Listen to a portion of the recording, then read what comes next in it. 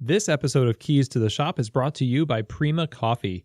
Whether it's espresso machines, manual brewing devices, or general coffee shop needs, they seek to pursue the most innovative coffee products, both domestic and abroad, to offer their customers. Find out more at prima-coffee.com.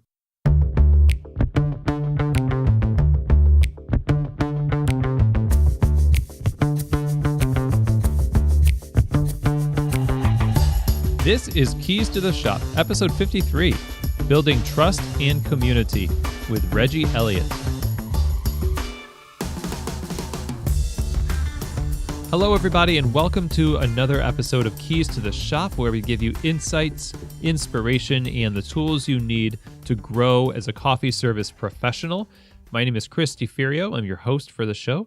And today is going to be a great topic. A great guest, Reggie Elliott, is here to talk with us about his experiences building trust and building community through his 10-year coffee career as a trainer and a leader in the coffee industry. But before we do that, I want to talk to you about our great sponsor for Keys to the Shop, and that is, of course, Prima Coffee. So Prima Coffee is a specialty coffee equipment supplier, and they're based out of Louisville, Kentucky. And from the beginning of the company, they've set out to make the best coffee brewing equipment available to us and to the general public. And their focus in this is to curate the best equipment for every need. It goes from grinders to espresso machines, under-counter fridges. There's a wide selection of things you can choose from on their website, which is prima-coffee.com. So if you go to prima-coffee.com, you'll see there is just a very robust selection and also a lot of resources that you can utilize. There are videos talking about the equipment, breaking down the ins and outs and how to use them. Very informative. They put a big emphasis on having the expertise to help their customers get the right gear to fit every situation. And they've been doing this for a long time. I can vouch for them. I use them in the stores here in Louisville, and I would encourage you to go and check out prima-coffee.com. Reach out to them and tell them I said hello. And my thanks to Prima for their support of Keys to the Shop, and thank you also, Prima, for your support of the community and specialty coffee. Now today, like I said, we're going to be talking about building trust and community. And obviously, these two subjects are very important. We want a thriving community, and we want that community to be built up of and made up of people who trust one another. And it starts in the community of coffee. All of that starts when we are building trust in relationships within the structure of the cafe. So if it doesn't happen in a microcosm like in the cafe, then when we're talking about the greater barista community that comes together through throwdowns or events of any kind, we can't really expect a vibrant community that's really tied together well unless we're really tied together well in the daily operations of our cafes. And of course, that is the face of the industry to the consumer. And they can tell when, people are doing things just because those are the rules. And they can tell when people are doing things because they're passionate about that. And they're also, showing hospitality to each other as well as to them, the customer. So, I might be preaching to the choir here. I think a lot of us, especially those of you who have listened to the show for a long time, and it might sound like a broken record, but leading by example and building relationships within the company, within the cafe, is crucial to the success of specialty coffee. Now, today's guest is going to be talking with me about these things through the lens of being a trainer. Reggie Elliott has been in specialty coffee for 10 years now. It's his anniversary this year, so happy anniversary, Reggie. 10 years in specialty coffee. Started his career in Murky Coffee back in 2007, and since then has had a slew of lead barista positions, including Big Bear Cafe in DC, also Da Matteo and Mahogany Coffee in Gothenburg, Sweden, just to name a few. And while there in Sweden, he was able to organize the country's first monthly latte art series, TNT, Thursday Night Throwdown Gothenburg, When Reggie came back to DC, he maintained a connection to the strong DC community by joining the board at DMV Coffee, which stands for DC, Maryland, Virginia. And it's an organization that is an advocate for the community in that area and helped in the continuation of the TNT tradition. He's still on that board, and while in DC, he worked as a consultant, a coffee consultant, and most recently has been the regional trainer for La Colombe. Come November, Reggie has some pretty cool projects that he will be involved with, so we talk about that at the end of the episode. Reggie also placed second in Sweden's first AeroPress competition, and this year he won the DC Regional AeroPress competition. So Reggie has just had a lot of experience in the industry. Being a trust-based trainer and also building community is one of the major themes of his career. He has a very straightforward approach to coffee, which I find personally refreshing, and it was just an honor to get to talk to him. And I hope that you get a lot out of this episode. Certainly, Reggie has a lot to offer in way of perspective that I think will be helpful for you in your career, especially if you're a barista trainer, if you're somebody who wants to be in a leadership position. Take some notes on what Reggie has to say, because I think it's going to help you in your career, and it will certainly help those who you lead as well. So let's get to our conversation now with Reggie Elliott. All right, Reggie, welcome to Keys to the Shop. Thank you. Good to talk to you, Chris. I'm very happy to be here. Well, just happy to have you on. And I know you've been a listener to the podcast for a while. Thank you for that. And I know you've got a really great story in coffee that goes back all the way to 2007. And we wanted to talk about training and leadership today. But before we really dive into that, I really want to hear your origin story, like what brought you into coffee, and like why did you stay in coffee? What brought me into coffee was I was looking for work. I had been in Baltimore for about a year or so, and I was trying to get back to DC because DC, that's my home. And I thought I'd give Baltimore a try. It wasn't quite working out for me. I'd been doing retail for most of my career and was just looking to do something else that was still service oriented, but just a different approach. And so while I was perusing Craigslist, I just saw this one ad that was very quirky and actually humorous, which you don't really see that in a lot of Craigslist ads. So I was like, I'm going to respond to that just on that alone. And it was for Murky Coffee. So that's what got me. I mean, that's what hooked me in. And then just meeting Nick and meeting the staff and seeing the culture, how they're very enthusiastic about what they were doing. That spoke to me just from the idea of being enthusiastic about this one thing. That's because I'm a nerd of certain. I classify myself as kind of a nerd and geek, and so seeing people geek out about a thing, I spoke that language, and I got caught up in that, and that was pretty much it. It was like, I like this. I can get down with this. So nice. Were you into coffee before? Only a tad. If by into coffee, you mean drinking McDonald's or Dunkin' Donuts on the way to work. But yeah, I wasn't really into it. But at the same time, I kind of figured there was more to it. Like with anything, there's always more to it than like the surface version of the watered down version of what you get. So I was like, okay, sure, there's coffee, but like, why? What's the difference between what these guys are doing versus what these guys are doing? So that kind of piqued my curiosity. And so yeah, I was kind of like wired to check it out. So it wasn't long until you got into a leadership position in coffee. You worked at Murky for a while, and then you moved on to Big Bear Cafe, where you became a lead barista. Were you at a point where you wanted to take on like more leadership? Was that just part of the passionate, nerd, geeky side coming out? I think it was some of that, and I think it was also the fact that having gone through Murky kind of gave me like a crash course in kind of everything. And so, plus having familiarity with counterculture's coffees from that, and at that point, on the staff, the then owner, Lana, was kind of doing a lot of the heavy lifting for coffee. So she was like, I need help. And I was like, I'll do it, whatever you need. Like, I can train people what I know. Again, I'm familiar with the coffees. means more money and more opportunity and more chance to learn. And yeah, if it takes the load off your backs, I'm definitely down to do that. That was kind of my thinking. Like, nice. And and so love, you became sort of a leader in that sense, just to help out yes, and to throw in for the people that you were with. exactly. Nice. How did that go? I loved it. It was fun. It's actually kind of funny because like a couple of people that were trainees of mine have kind of gone on to do kind of bigger things here in DC, not specifically within coffee, but I still kind of remind them every once in a while. I was like, hey, you were my trainee. So it's kind of cool to have seen them go on to do other things.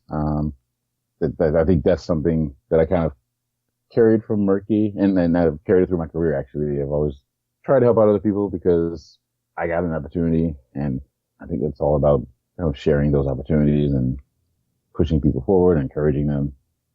Yeah, it seems like paying it forward, and also I like what you're kind of pointing out, that even if people don't stay in coffee, their time in a service industry job can be one of the most formative times in their lives, where they form their values of how to work with people and deal with conflict and pursue knowledge on a particular subject.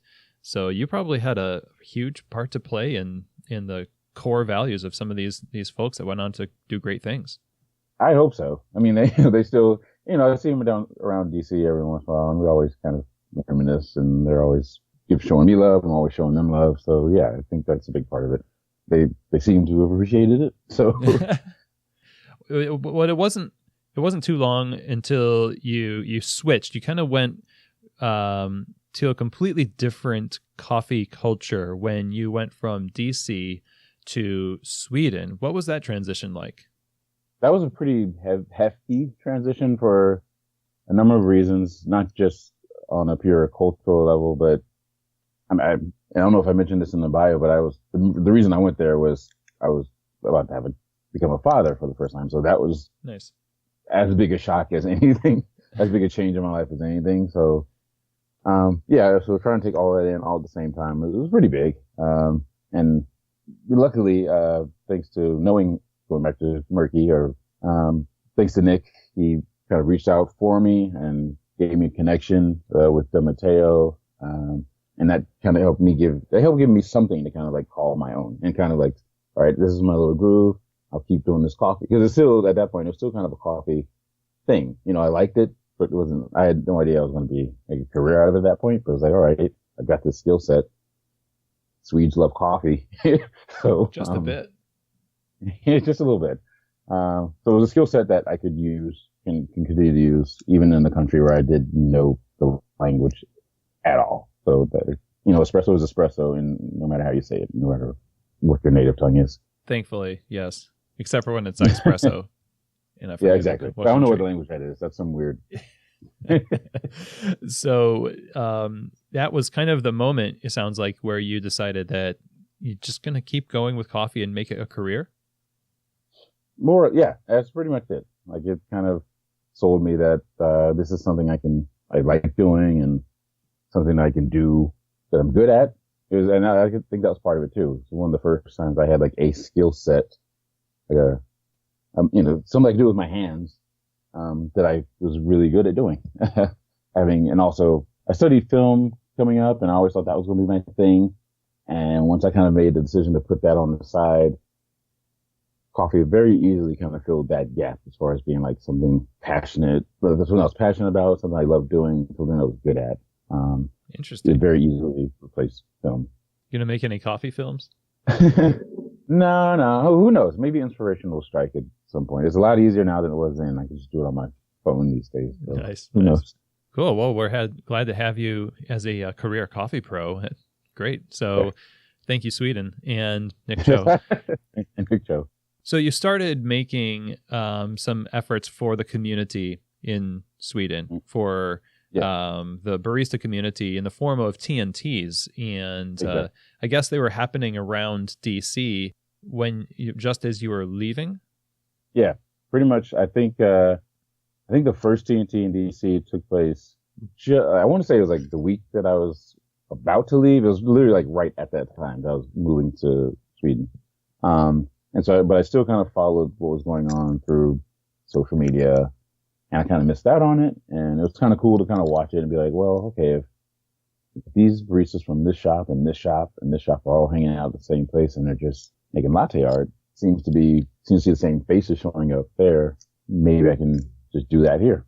And so I would reach out to the Mateo since they were kind of my first opportunity, and they were like the biggest specialty roaster in Gothenburg and they still are. I knew like I would need their involvement for it to really work. So I reached out to them, and they said they had tried it before and they'd had one or two throwdowns, but they also said that if there's something I wanted to take charge of, they'd support me. And so I did. I was like, all right, I'll do it. And I just started making flyers. Well, I think they hosted, I don't know if they hosted the first one. No, I needed somewhere to host. I just walked around to all these cafes in this, like literally as many as I could find, and just put the word out. I was like, hey, looking to do this thing. And this one cafe called, I think they're called Jups, Jups, who was actually a Del Mateo client. They volunteered to host the first one. And I printed out these very cheesy flyers. I have no graphic art skills. But I made these flyers out. I handed them out to literally every single cafe that I could think of. Even like the dominant style in Gothenburg was like the Italian, like little small tiny cafe. So even there, I was just like, here, I'm doing this thing. It's going to take place at Jups. It's called Thursday Night Throwdown. Show up. And we got a pretty good solid turnout for the first couple. Just do it. That was pretty much my attitude. It was like, why not? So that you hit the ground running and just started, taking it upon yourself to make something happen. More or less. I guess I was also kind of inspired by, like, I hate to keep bringing it back to that, but like it was a big thing. Like one of my former colleagues at Murky and Big Bear, David Flynn, he was in Paris at pretty much at the same time. And he had helped start Frog Fight over in Paris, which was like kind of a similar thing. Oh yeah. I've heard of that. Is he started a cafe, or is part of that cafe Telescope? Yeah, it was a Telescope, and then he's opened Belleville. Okay. But yeah, exactly. That's the same guy. So yeah, he was in Paris. He was doing Frog Fight, and I was like, well, I mean, if he could do that, I could do that here. I think it must be, there's something about a lot of us that worked at that place at Mercy where we just kind of like, we had this confidence just to do stuff, it's kind of like make something happen. Maybe because that's kind of how we're wired, I guess. I don't know. Yeah, that's what I seem to see a lot of. And I know, Nick has talked about this and we've seen it where there's something in the air, something in the culture of that time at Murky that the folks who are there just are doing great things in the industry for sure, all over the place. Yeah, it's pretty impressive. I think if I would do a film, maybe that's the film I would do. A documentary, maybe like a reunion, but whatever. So anyway, yeah. So I was kind of like also spurned on by that, by seeing what David was doing and being inspired by that. So now that you've had some leadership experience, like you've taken it on as a lead barista in these cafes, and you're organizing the barista community in Sweden. What was it like what were some of the obstacles that you had to overcome to gain confidence in as you went forward? I imagine there were some things that got in your way that you just had to overcome personally that made you say, what the heck, just do it. I think some of the obstacles, the most obvious one would be language. And as I was there, I was studying Swedish to the best of my abilities. But as I got more comfortable with the language and got more comfortable with the culture, kind of simultaneously, that kind of helped build like my confidence. And also, of course, fatherhood itself. It's just like, hey, this small child is still, I haven't broken it yet. So that kind of helped, because I had something at stake, Yeah. I think that was kind of a combination of all that, and just like being somewhere else, being like way out of my comfort zone in another country, studying another language. There's no, why not? I guess that's kind of it. Like, if you're going to either fail or you're going to succeed, those are two options, and you can't you can't do either one if you don't try. Nice. So it's That was fun. not necessarily a complicated set of challenges, just like you absolutely have to. So here it is. Yeah, exactly. That's pretty much it. Yeah. Overthinking obviously can cause people to stop acting if they just think about it long enough. Just sit there and have the whole paralysis by analysis phenomenon. But yeah, I mean, and that happens. And actually, it's funny because that's the thing. Overthinking it is something I think I've told like literally every barista I've trained with La Colombe. I'm just like, I'll see them, we'll go through dialing in, and they're like, okay, this is this, and then start touching dials and like pushing. I'm like, wait, what do you? I told them just stop. Just don't get in your own way. Just like stop. Just take a breath and think about what you have to do, and just do it. And yeah, I always tell them to stop thinking too much. Well, let's talk about that for a second. You're a regional trainer at La Colombe, but you came back eventually from Sweden to take on before La Colombe ownership in a bar. Yeah. I mean, and that was there are a few stops in between, but yeah, it's unfortunately my parents had passed away, which left me with pretty sizable inheritance, and I happened to have I think I saw on Facebook that like my favorite bar, DC Pharmacy Bar, was for sale, and it was like my fear was like, well, I don't want to come back to DC and find my favorite bar has turned into this kind of whatever, like some kind of bar I wouldn't visit any other way. And I had this inheritance, and I wanted to do something with it, and try to like put myself in a position where I was my own boss. Basically, that was my goal. Like I want to be in charge of something. I kind of had some ideas of what I wanted to do coffee wise, and my thinking was originally was that we could do maybe a pop-up coffee situation during the day and then switch over to a bar at night. That was the original concept. And I'd kind of gotten inspiration from that, from working with Vigilante Coffee here in DC when I was visiting one summer. They had this pop-up cafe they were doing in a bar. And then we'd come in the morning, we'd set up the espresso machine, we'd do pour-overs. Then about 3 o'clock or so, we'd just shut everything down and put it on a cart and wheel it away. So that was kind of like, okay, I've seen this model work before. Maybe I could do it with my own thing. So that was kind of the inspiration. So it was a couple of things. Like I had that inspiration. I wanted to kind of take more control of my own career. And so, yeah, so I was like, let's give this a try.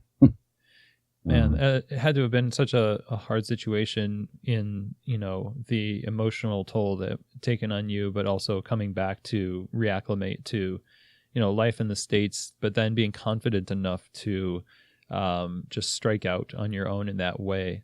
Did a lot of the experiences that you had up to that point that we were just discussing kind of give momentum to that? Yeah, absolutely. And I guess I kind of had the same kind of like why not thought that I had while in Sweden. It was like I mean, at this point, I was approaching 40 at that point. I'm 40 now, and that was on my mind as well. It was like I should be in my head. I was like I should be more in control of my own destiny, and hopefully in a position where I can be help someone else, where I can be the employer and I can hire people and give them an opportunity like that. That's pretty much, that was my thinking, more or less. Age was on my mind, and a lot of things were on my mind. Yeah. I'm thinking about 40. My 40's coming up next year. It's pretty cool. It feels just like 39. Great. A few more aches here and there. That's all. I'm looking forward to it. So this is a nice like round number too. Like 39 is kind of a weird number, Yeah, it's awkward. It doesn't fit quite right. So I'm looking to get comfy in 40. So you're out there now in DC, and you plugged yourself into the barista community in a similar way to continue that Thursday night throwdown, that TNT tradition.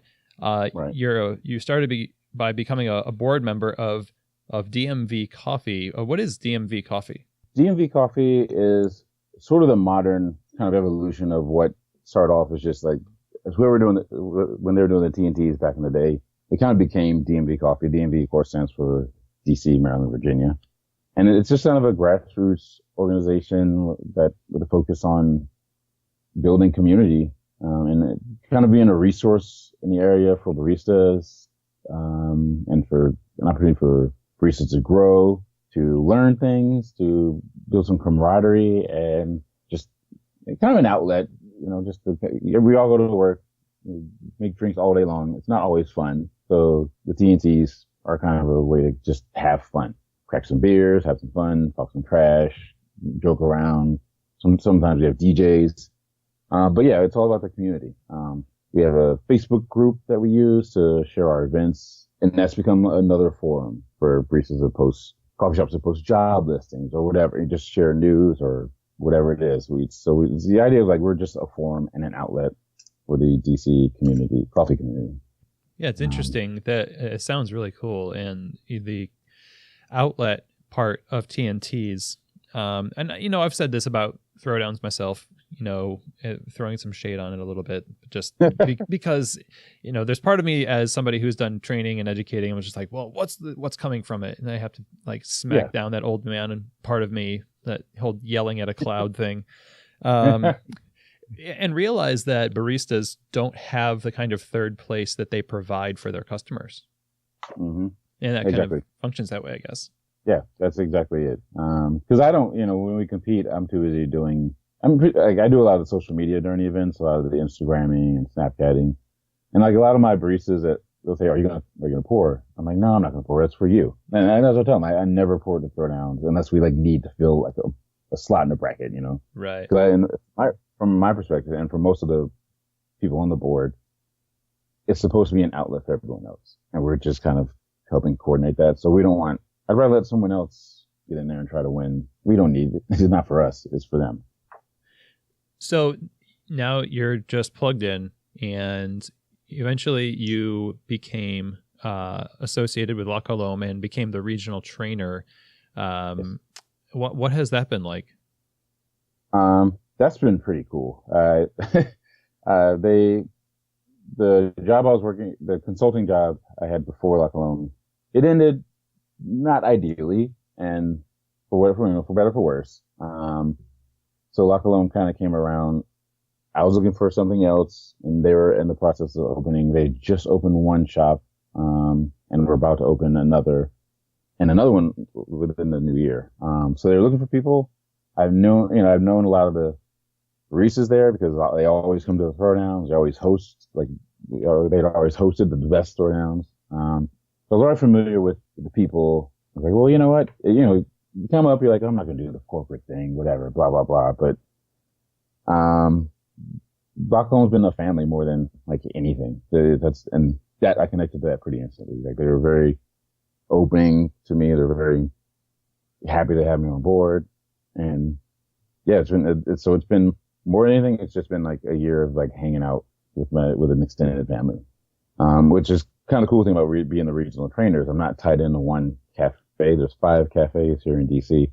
So, one day I'll hang out at the Chinatown location. One day I'll hang out at the location near Farragut Square. One day I'll hang out at the one at Blagden Alley. And so it's like hanging out with different members of your family from day to day. Nice. So that's been pretty cool. Is it challenging? I'm curious to dive in a little bit to the whole regional trainer role, because you're dealing not just with people that but I imagine that, there's always turnover in a cafe. So you have to take in a lot of new people in addition to maintaining the education of veteran baristas within La Colombe. How do you manage that balance? A lot of that comes from, so the second part of my title is actually quality assurance control. And that's part of it, like going to each of these cafes, kind of setting the recipes, and then have the baristas make a drink for me and say, hey, this could taste this way. But and then it's a pretty delicate balance. But that's the biggest part. Also, they ask us to work shifts. So I work shifts pretty regularly at pretty much all the cafes, wherever they need help or whatever. So that kind of helps as well, because then the staff sees me on bar. And all the trainers in the company, we do this. We'll work shifts. And the idea is like, we can do this too. This is, we understand, You may have questions about how this is done. Well, this is how I do it. Or how is this drink made? This is how it's supposed to be presented. So it helps to kind of like set the standard. Like, I can set the standard while training and then maintain it by working shifts and showing them like this is kind of what we're looking for. And not just from like a making drinks perspective, but also just hospitality, how we interact with the customers. So, but yeah, just the whole gamut. Just like, this is how we do it. I'm not just telling you to do it, but this is also like, I'm showing you I'm doing it too. It would be easy to just be in a lab and tell people what to do. And it doesn't, you wouldn't really garner that much rapport with people, probably wouldn't be that effective. Exactly. Yeah, and I think that's kind of the idea. It's like, yeah, I'm one of you. I did the same thing, and I just have an opportunity to play around at different cafes. That's kind of the difference. You ever have any baristas catching you not doing what you've taught? Nope. Nope. Good. No, they don't. Different trainers, you sometimes on a hard day, it's like, forget to handle the cup that one way, and then like, shoot, you're right. Yeah, I'll tell you what, like, I will say, and I'll say flat out, like, I'm doing this way, but then I'll clarify that, but I've also been doing this for 10 years. Like, you're still learning, so you can, once you get, as you improve, you learn how to, I don't want to say cut corners, but it's like being a parent, It's like, yeah. Your kid does something and you're like, no, don't do that. And then you go and do the same thing. But you got to establish, you establish that presence of, hey, I know what I'm doing. You don't. So, but yeah, no, I mean, normally, no, I try to be, especially when I'm on bar, I try to make sure that I follow the exact guidelines that I've tried to establish during the training session so that they see that, oh yeah, okay, that's why you do that. And the reason I ask that, I think, is because when you're in a leadership position in coffee, sometimes, and maybe it's this way anywhere where you're promoted or you have authority within a group, it's easy to rest in that authority and not be mindful of your own actions, how people are viewing you, and entering a shift, for instance, without thinking about how am I going to act, what am I going to do. And it sounds like that might be a part of your success, is having a mindful attitude of like, what am I going to do today and how am I going to do it? Yeah, probably more so than any of the staff, but yeah, it really matters. It's kind of, you're kind of performing in a way when you're a trainer, at least especially when you're on bar. It's like, okay, I can't just walk in and just slouch around and drag my feet. I have to be on point. So that my barista can say, "Oh, okay, yeah, be serious." And it's but I'm not like trying to scare them or anything, but just say, "Oh, wow, all right, this is as easy as they say it is." You have to be on point more than you would if you're just a barista. Well, how would you characterize your style of leadership in education? And do you think it's changed over the years that you've been doing this? Somewhat. I try to be as encouraging as possible. I don't try to lecture, especially when even on bar, I don't really focus on numbers and stats. Obviously, there are standards that we have to uphold, but my goal is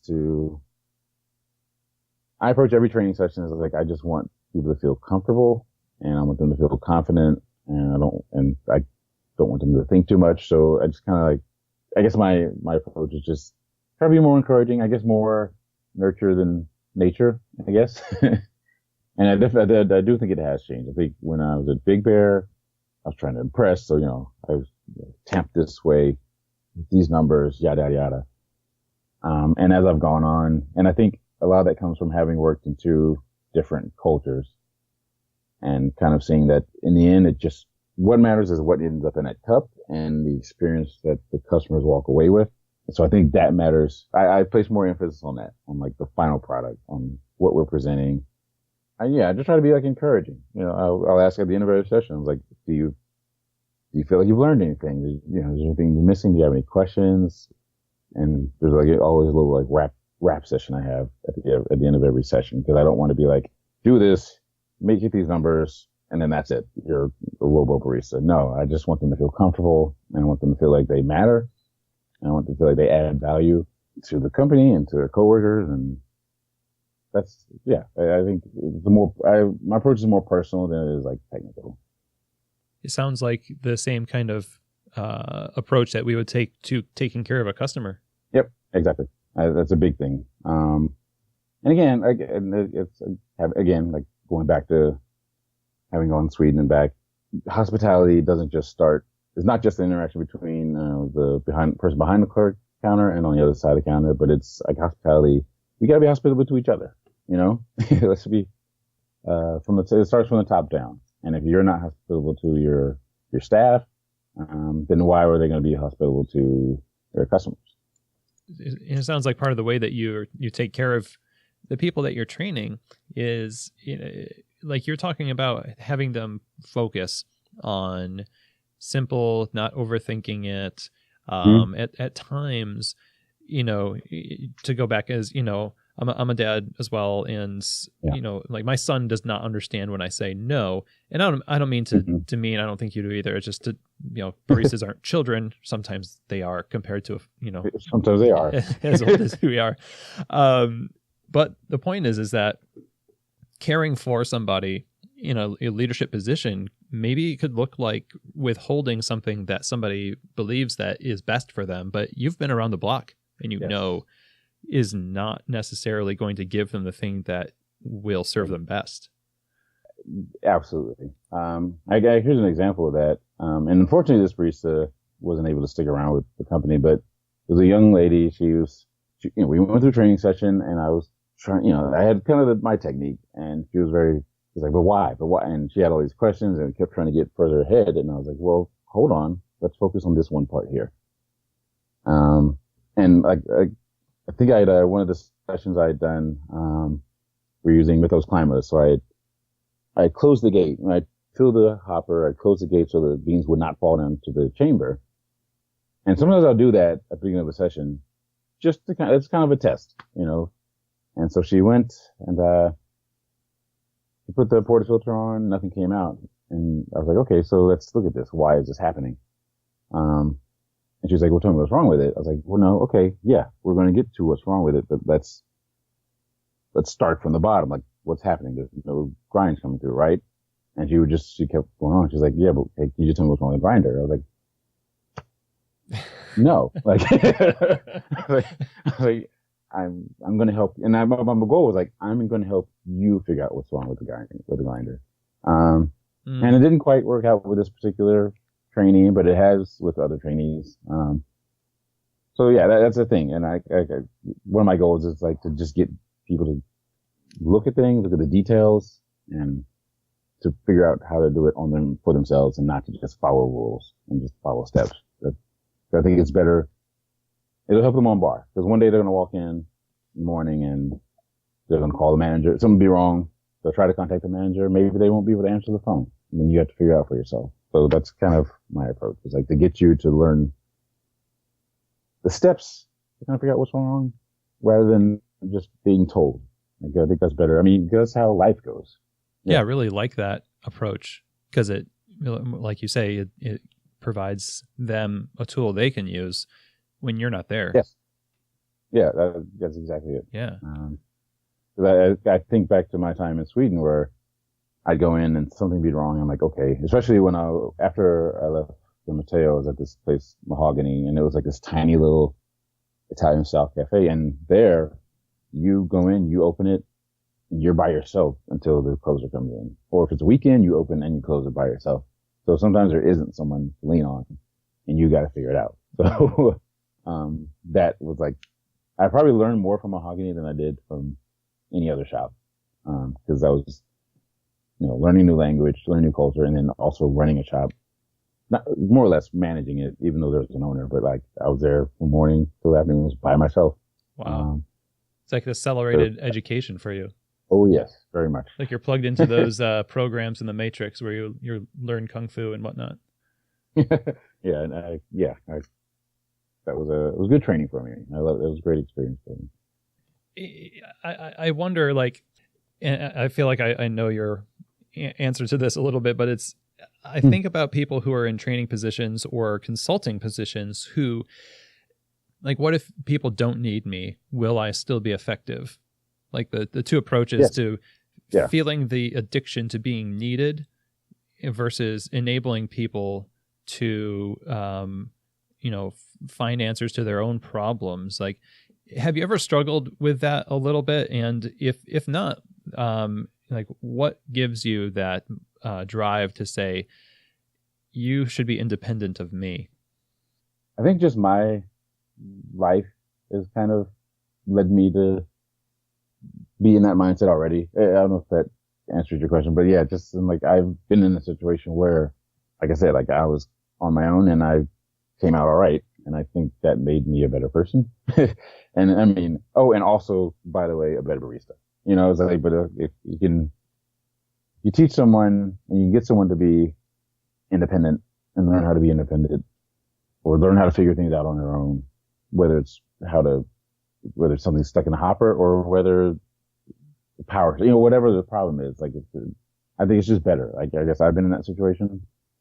And so it's like, yeah, okay, yeah, I think that's help me become a better person.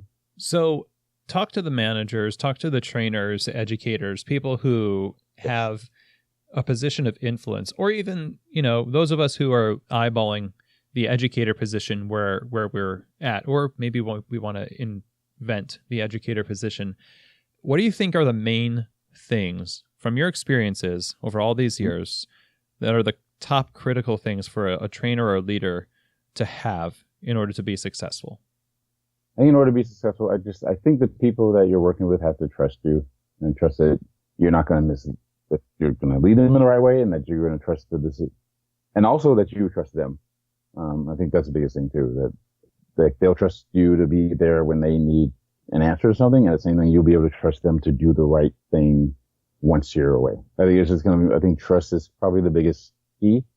And if you prove to be a trustworthy person, then I think your staff will trust you more. And when when they have a question for you, you give them the answer, they'll trust that answer. And also be honest, like if you don't know the answer, say, hey, I don't know that. I'm gonna look it up and I'll get back to you. I think those are like trustworthiness and honesty. I think those are very, very important. What does that look like? How do you build trust? That's a very good question. A lot of it, I don't know. I would say how you carry yourself. Honestly, just being there. It's not something I've ever really thought about. It's just like, I just do. So I haven't really thought about how to put it into words. I think that combination of being honest and honesty leads to trustworthiness and just being present and just being there and also showing, but I think once you show that you trusted them, then they earn your, it has to be a two-way street. It can't just be trust me or else, it's like, it has to be like both sides.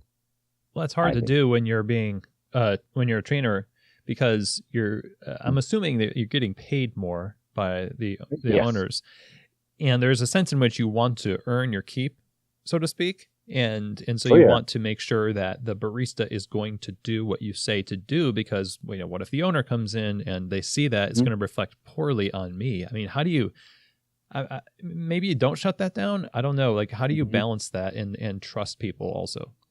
Well, I think that's where a lot of it comes from. Like, I'd say in the training sessions, for instance, like the best example I can think of is, say I pull a shot of a espresso form and I'm like, this is how it should taste, quote unquote.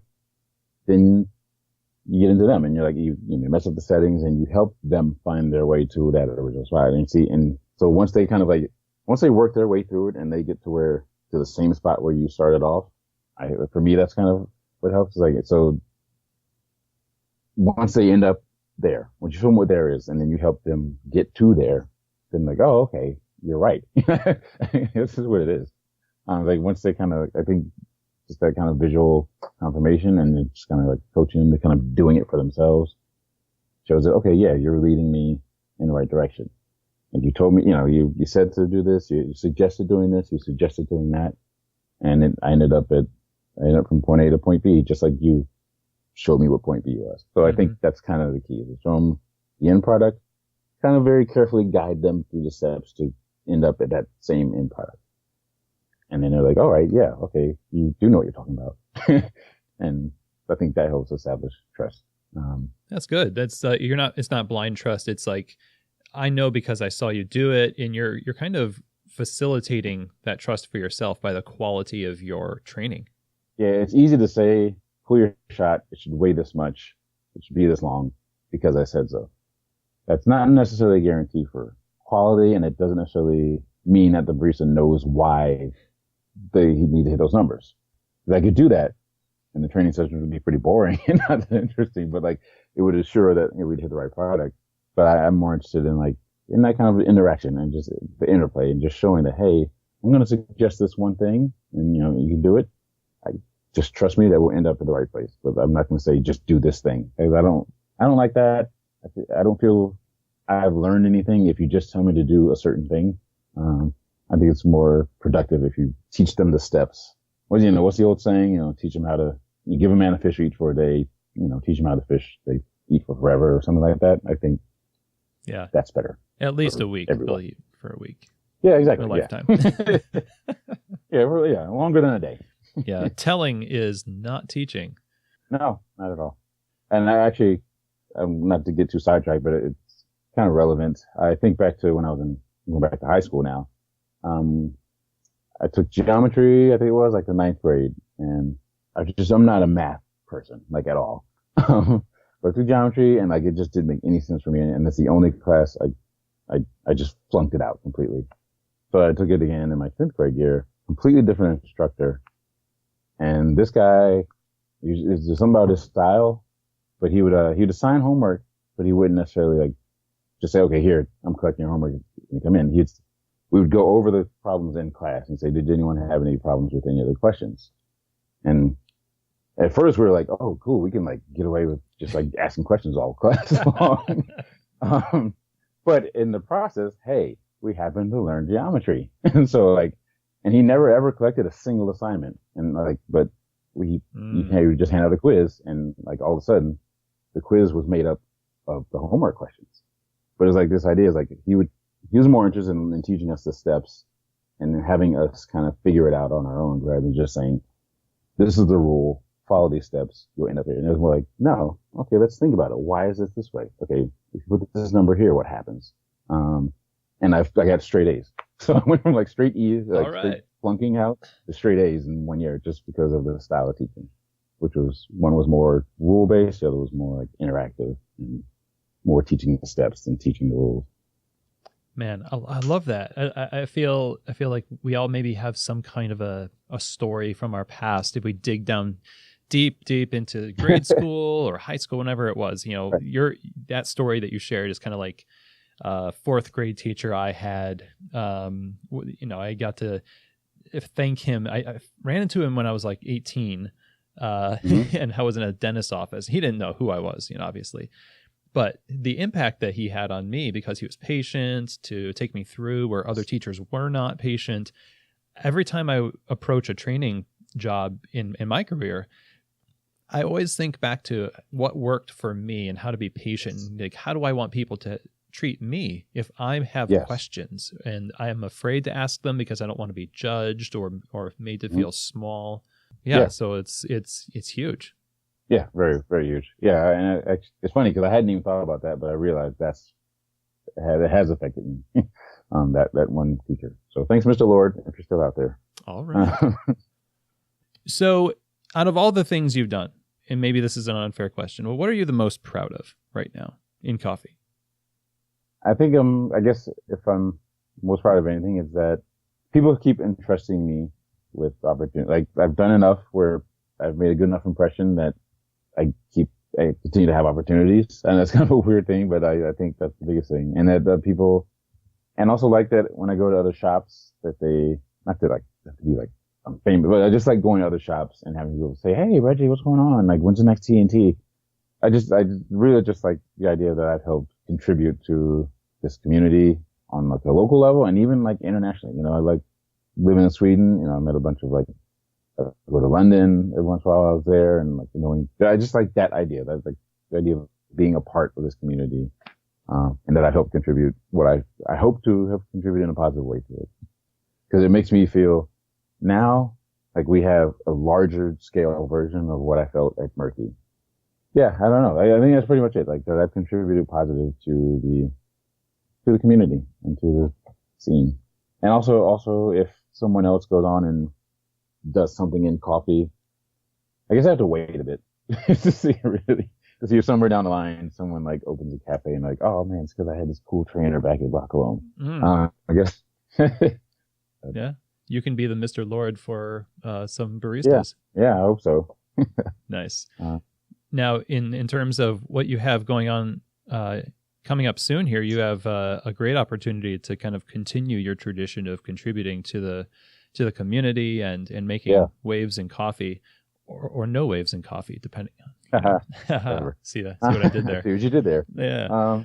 So, what is the next step for you? What is this next project you're coming up on? It's one I'm very, very excited about. I get to work with, on one hand, I get to go back to working with counterculture. I've kind of come back and forth throughout my career. And it's for a project called, it's a hotel that's being built in Adams Morgan. And within the hotel, there's going to be a couple of restaurants, a couple of bars, and it's also going to be a coffee bar. The coffee bar is called the Cup We All Race For. It's run by Spike, Yurdy. Hope I said his name right. Woodbury Kitchen and Artifact fame. And there's also one in his restaurant is called A Rake's Progress. And within A Rake's Progress will be a separate kind of coffee bar, to provide coffee for the restaurant and bar. So it's kind of a cool experience in that we'll be running like a straight on cafe for the service of the hotel and the people of Adams Morgan here in DC. But then also there'll be a chance to because the one thing that's always been kind of fascinating to me, is the role that coffee and food can play together. And I think it's one we're still kind of exploring here in the States. I saw it a little bit more when I was over in Europe. I don't know if I've seen it nailed exactly right here in the States. And this is a perfect opportunity to do that, to like have food and coffee, have coffee presented on an even plane within a food setting as the bar, as the pastries. I'm really, really looking forward to that. I went up to visit Woodbury Kitchen, and I saw how they kind of operated up there. And I was like, I'd love to have something like that here, in which like coffee is not just an espresso machine stuck in the corner, but it's going to be its own separate station, and it's going to be cool. And I hope to like do some new things and introduce some new ideas from a hospitality standpoint as far as what coffee can be, because it's more part of a meal over, especially in Sweden. Like it's like coffee is like a big deal.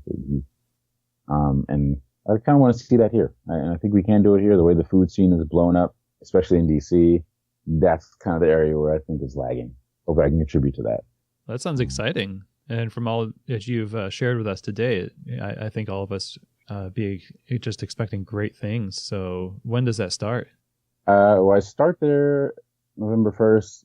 The opening date's still kind of up in the air. I think it'll be like late November. It's a matter of like, it's a contracting thing. It's you know how it is when you're opening something.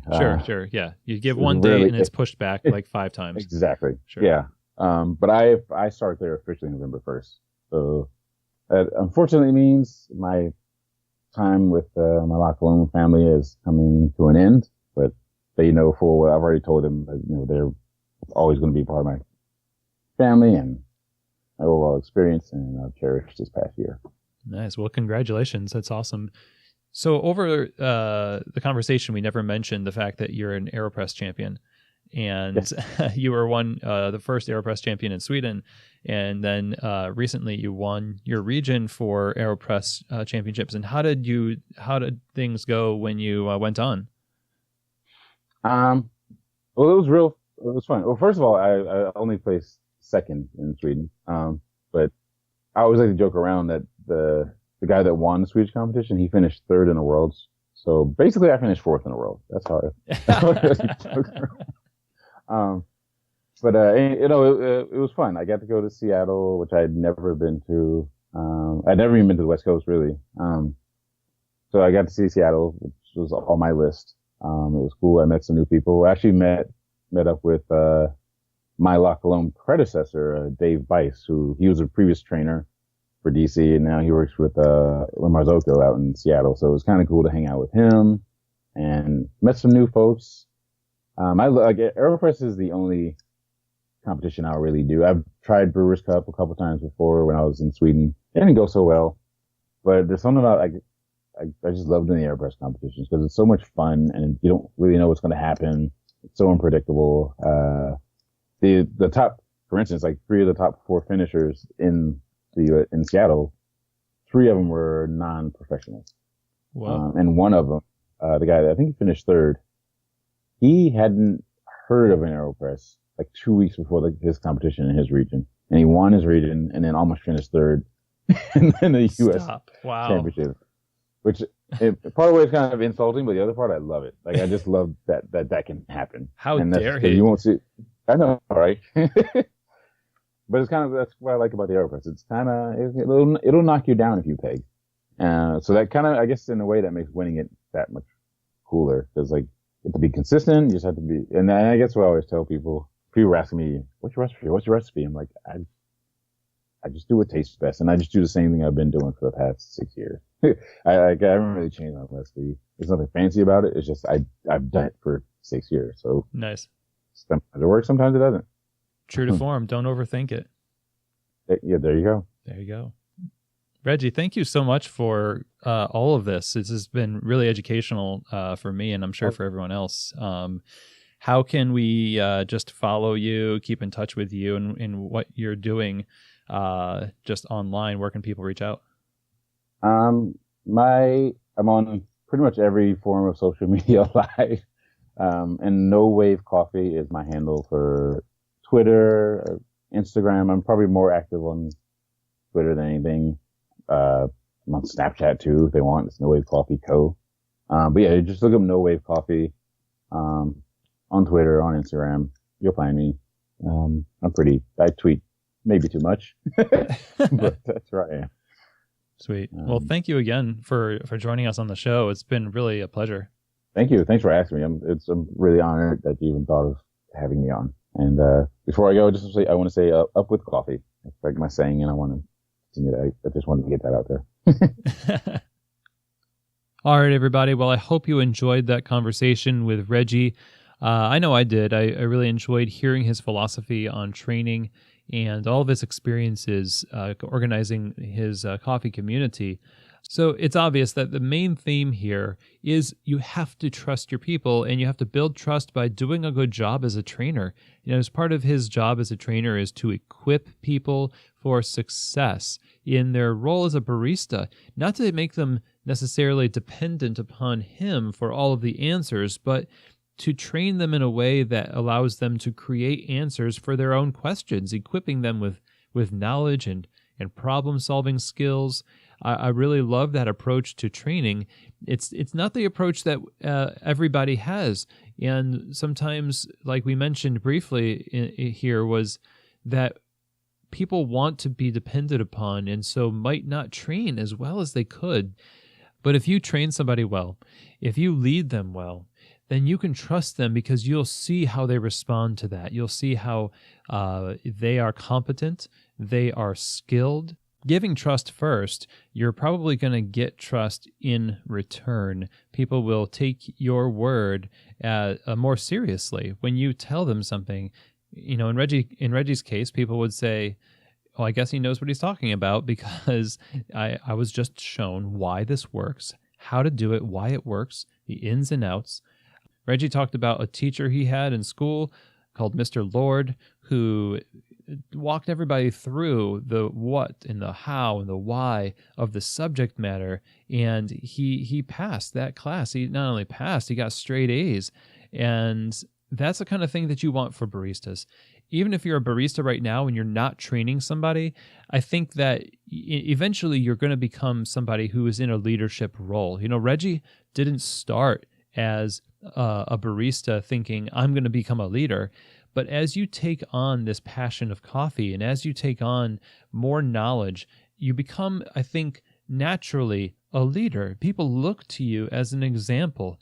And if you want to be responsible and you want to make a difference in this craft of coffee, then becoming a trust-based trainer And taking some cues from Reggie's playbook here, I think is in your best interest, and also those who are going to be impacted by your example.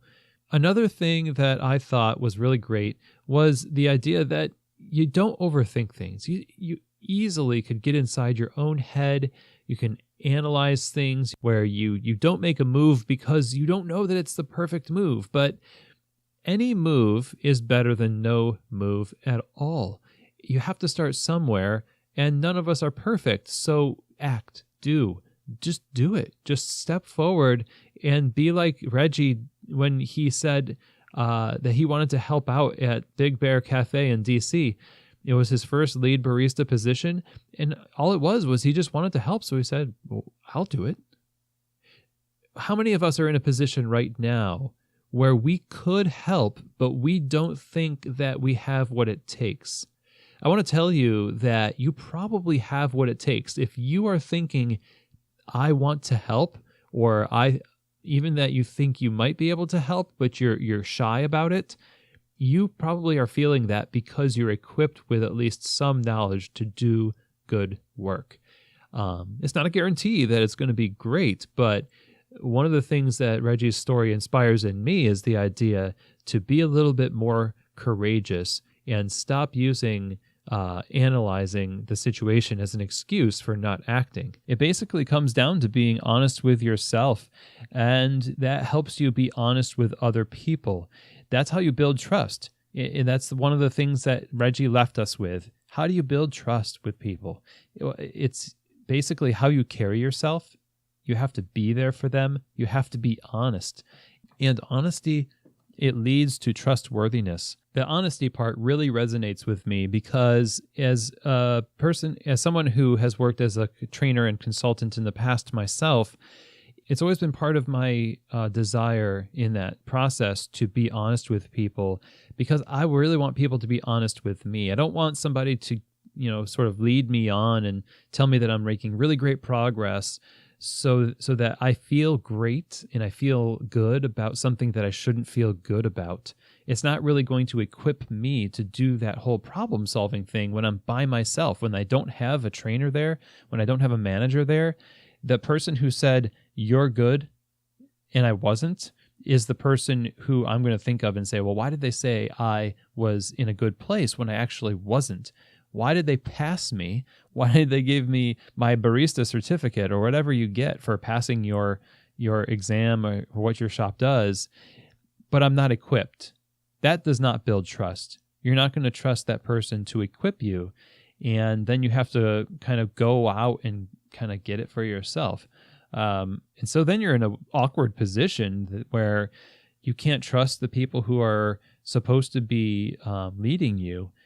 And of course you can go out and get information for yourself, but it's kind of a hard place to be in, and it's not necessary. So be a trust-based trainer, be honest with people, be there for them, equip them with the knowledge of how to solve problems on their own, and develop this relationship with them that's straightforward, that allows them to have joy in their work, comfort in their position, knowing that they're equipped to do the job well because you have equipped them for it. So once again, teach people the ins and outs of, the why behind what you're doing, the how, the why. Help them understand the material. Don't just tell them what to do and expect them to do it. You have to develop trust by first teaching well and then trusting them with that material, trusting them with that knowledge, and they will in turn trust you when they see that you have their best interest at heart because you've given them this gift of independence, of problem-solving skills. That is going to build rapport over time. You can also build trust. It's how you carry yourself. You start with honesty. Be honest with people, and that will lead to trustworthiness. And that's always a two-way street. It's never just about telling people what to do. You take that and you couple it with a desire to just do and not overthink, and organize yourself in your community and give back to your community, and just be there for your baristas and your industry. And I think you're going to have a pretty healthy career ahead of you.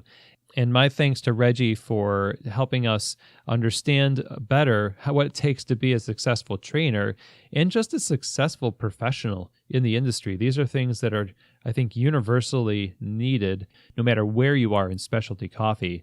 So thank you once more, Reggie. And you can reach out to Reggie on all types of social media. His Twitter handle and Instagram is No Wave Coffee, N-O Wave Coffee. And also on Snapchat, it's No Wave Coffee Co. You can reach out to him there, and you can stay tuned to what he has going on there, overseeing the food and coffee program, the restaurants. It sounds just amazing.